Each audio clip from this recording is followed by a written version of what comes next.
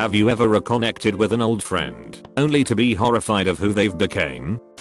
I got a phone call 2 days ago from someone I've known for 20 years. We haven't spoken 10. He called me to tell me he has prostate cancer and has around 2 weeks left. He wanted my shipping address so he could send me his most personal items. He refused treatment and isn't telling his family. They live across the country. I'm the only person he has told. So yeah, horrifying doesn't even come close to this.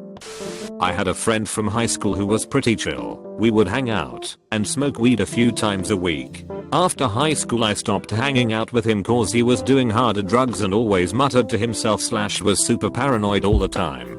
This last January he found me on Facebook and wanted to chill but I declined. A few weeks later he murdered his girlfriend's kids, an 8-month-old and a 2-year-old, with a knife and then killed himself. The investigator wrote in his report that it's the worst crime scene he has ever seen in his 30+ years, as no part of their trailer was not covered in blood.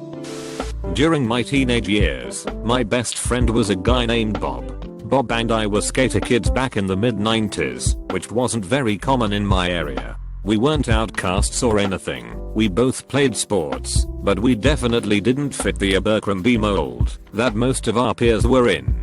We drifted apart when we graduated. He delved deeper into drugs and we just kind of lost contact. I'm 31 now, and so is Bob. My wife and I were feeling all kinds of lazy on a Friday afternoon. Our kid was with my mom for the night, so we decided to change into our pajamas at 6 p.m, order food in, and basically lounge around doing diddly squat all evening. Sometimes it's the little things, guys. Anyway, I call up my local pizza joint and order a couple medium pies, since my wife likes that cardboard thin crust shit with white sauce and I actually like pizza. To each their own. Except when it comes to pizza, we are doing our best sloth impressions on the couch in the living room, catching up on Mad Men and Breaking Bad. Don't spoil them, I'm still behind. When the doorbell rings, my wife restrains the 35-pound ball of fluff we call a dog, and I head to the door with the cash in my hand for the pizza guy. I open the door, when lo and behold there's Bob. Now, Bob was always slender, but he never looked sickly as a kid. When I opened my door I didn't recognize him. He had pock marks on his face, his hair was long and greasy, he looked frail and unhealthy. $20. $50, right? Here's $25. All you bud, I said as I extended my hand for the pies. Optical delusions? Optical delusions last name? He choked out in a gravely voice that shouldn't come out of a 30-year-old. Yeah. Sorry man, do I know, holy shit Bob. The realization hit me like a butt hitting a windshield. This used to be one of my best friends. And now he looks like a fucking meth addict. Yeah man, how you been? He wheezed, each word slurred and sputtered out, as if he'd forgotten how to speak, his lips barely moving, his mouth slightly agape, slack-jawed. He picked at one of the pockmark scabs while he waited for me to answer. Good. I'm married, wife, had a daughter in October. Things are pretty good man. How about you? I instantly regretted asking, but common social courtesy had taken over, and I didn't feel like I was talking to a friend, but a stranger in a friend's abused, deteriorating frame. Not too bad. Still living with pops in city we grew up in. Just working and chillin'. No. His voice was cracking. The words seemed forced and completely devoid of emotion, as if he was answering the cashier at the grocer when asked, "Did you find everything?" That's cool, man. I swear it took me 5 minutes to get that sentence out, or at least it felt like it. Hell, it felt like 5 eternities. Here I am, in my big ol' house in the burbs with a pretty wife and an amazing baby girl and 2 cars and a dog, living the snapshot of the American dream. And here is living proof of how my life cold turned out if I decided to keep doing coke and eggs. 2 years after we broke up, an ex contacted me out of the blue, and we decided to hang out. While dating we'd talked a lot about dropping out of high school and getting our jets so we could go to college early. I never did either one, and he decided it'd be a good plan to drop out but never get his jet. He was playing the Yu-Gi-Oh card game pretty much full time. This was a while ago, and living off of his mom. He was living in this shit apartment full of garbage with a friend, his girlfriend, and her baby. I ran for the hills.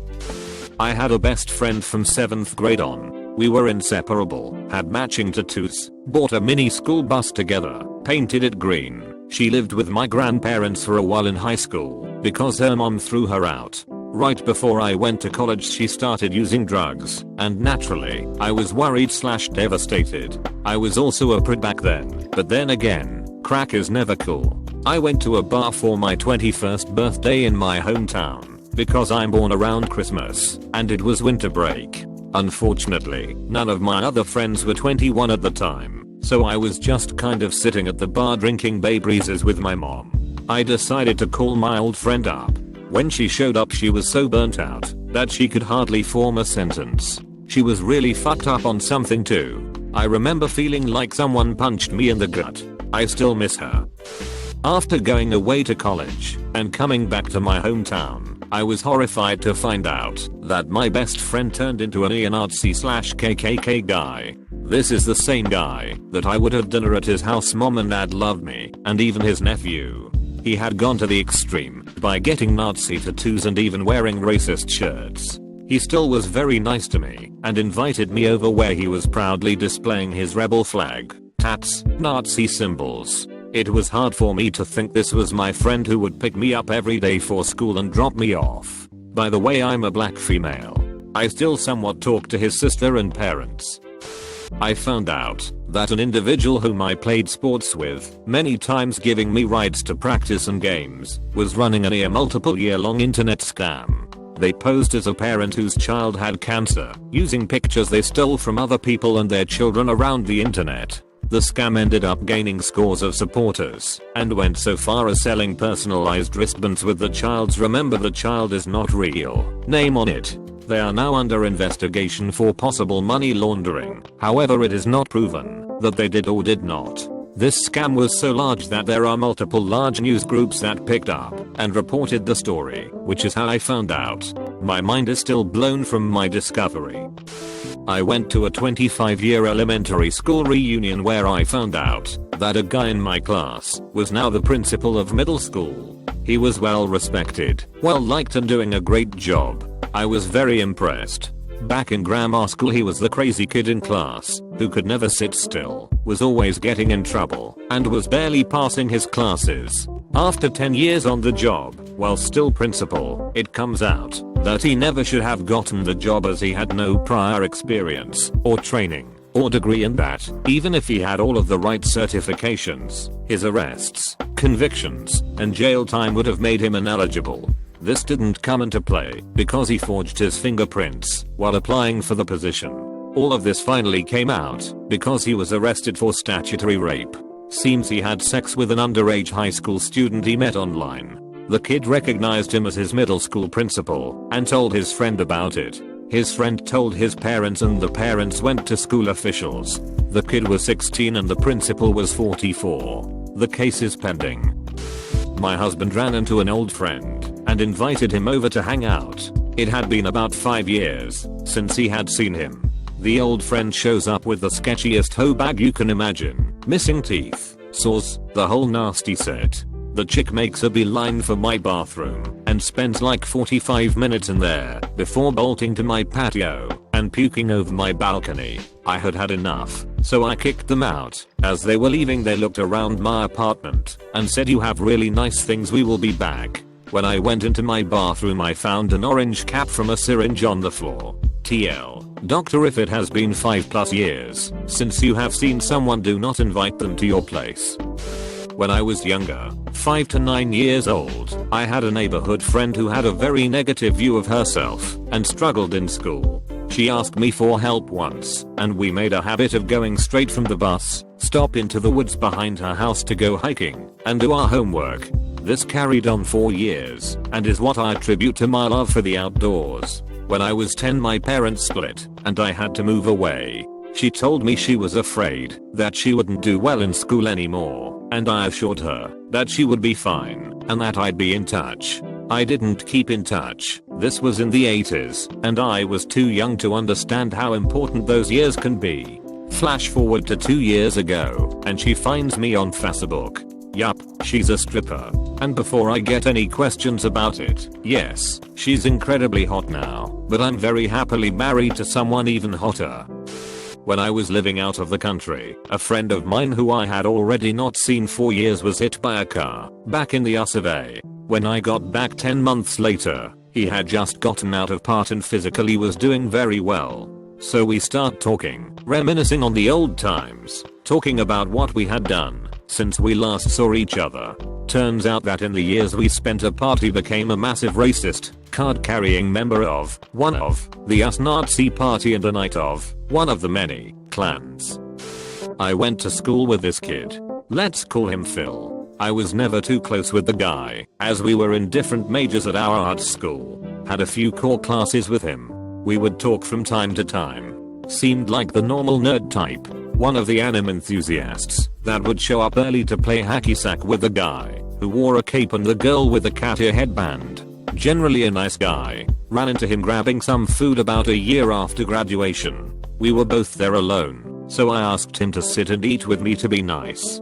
He accepted. We spent the next 30 minutes catching up. He started acting very strange towards the end of the conversation, as if there was something he wanted to tell me but couldn't. We parted ways.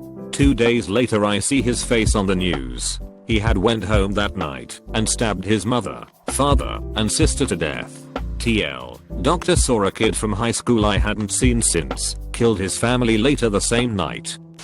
Man, my best friend from middle school really fucked up his life. Back then he was a pretty smart guy, getting all A's and B's in classes. He ended up having to move to another state because of family problems and I fell out of touch with the guy. At first I saw him a couple times a year, but by the time we reached the end of high school the only interaction we had was liking each other's Facebook statuses. I got bored of Facebook eventually and had no idea what was going on in his life by the time I was in college. He didn't never even cross my mind anymore.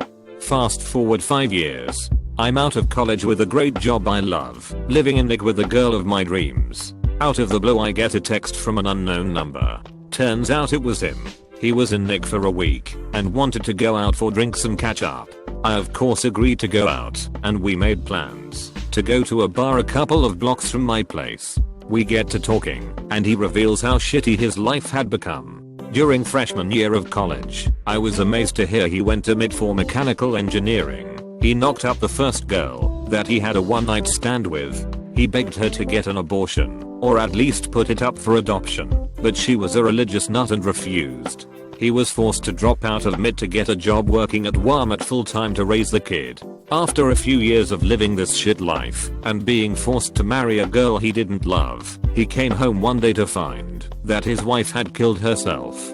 This was less than a year before the day we met up. I was shocked to hear that he was now stuck alone, broke, with a 4-year-old daughter named Jennifer.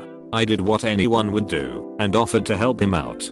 He looked at me with the most gracious look I have ever seen on someone's face and said something that I will remember for the rest of my life. I'm gonna need about $350. It was at that point that I realized my former best friend was a 3-story tall crustacean from the Paleozoic era. Goddamn Loch Ness Monster. Yep. I had a friend in elementary school who moved in 5th grade. He didn't move far, but this was 1988, so there was no internet. His family was too poor to have a phone, and we lost touch. Fast forward to 2002. I was teaching GED classes in the jail in our hometown. In my 3rd or 4th month of the job, he came into one of my classes as an inmate. In a small town, this really wasn't uncommon. I had tons of former friends and acquaintances from school in on drug charges, child support, usually relatively minor things like that. He was in for murder. Not on suspicion of murder, no ambiguity. He literally killed a guy with a switchblade on the street in front of numerous witnesses. Cut him wide open. I don't even remember his reason for doing it, but it was something pretty mild, like an insult or something similar. He had no remorse. He tried to talk to me about just stuff, and I was civil like I always was with my students. I actually made some good friends in jail, but he and I just didn't have anything in common anymore. I was a college grad, working on a higher degree, keeping clean and out of trouble. This wasn't even his first time in jail. He had been in before for beating people up, numerous drug charges. He definitely was not that kid that I traded garbage pail kids with anymore. He didn't last long in that jail. He was just there for a few weeks before being sent to prison. He wasn't in prison long. Served his surprisingly short term, got out, and has been back to prison twice since then. Not for murder, but domestic assault. Pretty sure he should probably stay in prison now. Oh god. I had my old best friend from grade school track me down and ask to hang out. I was like, sure, why not? I drive out to his crack addicted father's trailer where he is staying, and it turns out his life went to shit after moving away and had been in and out of jail since. Well, on his last trip in he found Jesus and was abhorred that I'm atheist, so we spend the first part of the day talking about how I'm going to hell, but as the day goes on we decided to start drinking, and after a bottle of whiskey he asks me if we could go to the woods to commit suicide so we could be happy together forever. I noped the fuck out, drove 20 minutes drunk as shit, stopped at a Walmart, and slept till I was sober. First and only time driving drunk. I still get TXT every now and then asking me to go to church with him. I don't know where to start with this one really. Only one friend comes to mind though. We were best friends growing up, and when I was about 12 he moved away, and I had no contact with him for years. We finally started talking to each other on Facebook when I was probably around 17 to 18. He was almost exactly the same, only he seemed to talk more sexually. Also, I'm a girl. Anyways, it started out small at first, so I wasn't too fazed by it. Examples: he'd ask what size my boyfriend was, if I ever experimented with BDSM, etc. The more we talked though it got weird. Finally, after a long conversation where he pretended to be a girlfriend of his talking to me on his account, I blocked him.